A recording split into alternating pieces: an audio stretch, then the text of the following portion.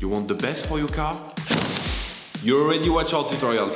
So the best place for the best deal is to buy from the Mr. Auto app. Easy, fast, and with better prices than on the website.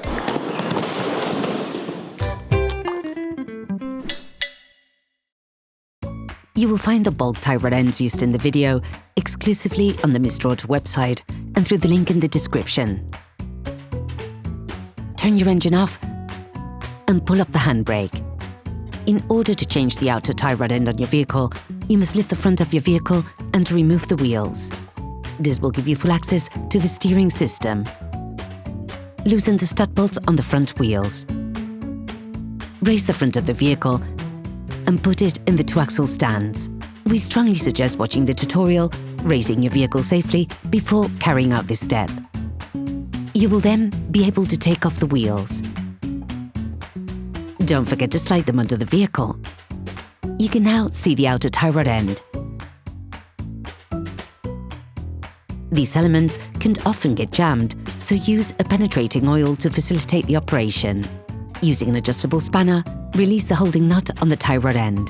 It is there to stop any form of rotation of the two pieces towards each other, as this could have an impact on the geometric settings of your vehicle. With a marker, trace a line between the axle joint and the tie rod end.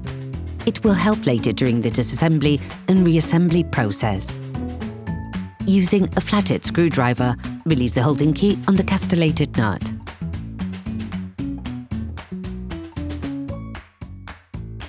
Then remove it using pliers. Using a socket wrench and a 17mm socket, release the holding nut on the tie rod end. If you don't have a ball joint puller, take a hammer and hit the lock nut hard just at the end of the threading.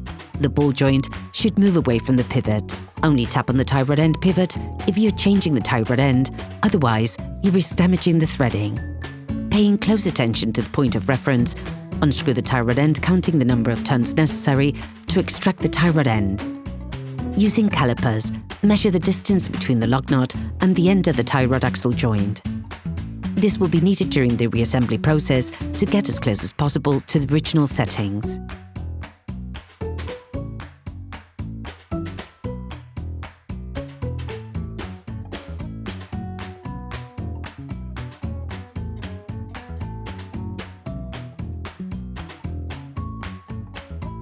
Screw the lock nut back on until the distance measured with the caliper is reached.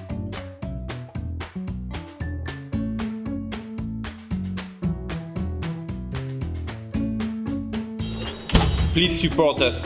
Subscribe and like the video, that will be really cool. Take the new tie rod end.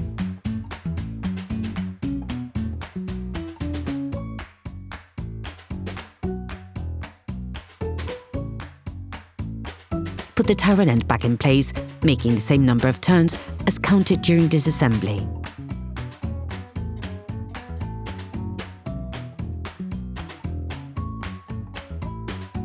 Put the tie rod end into the pivot.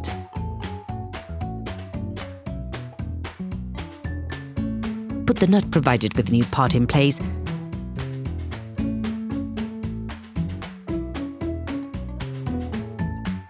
and tighten it using a socket wrench.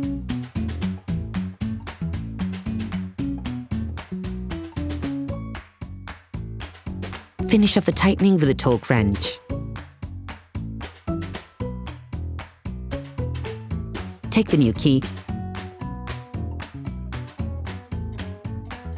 and put it in place with a castellated nut.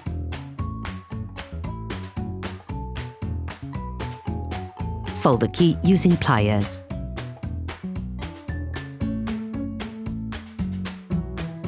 Screw the lock nut onto the tie rod end on the side of the tie rod axle joint. Then you will be able to put the wheels back on your vehicle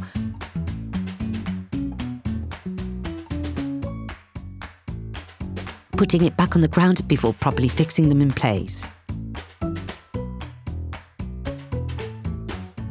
During this operation, you will work on the steering system of your vehicle.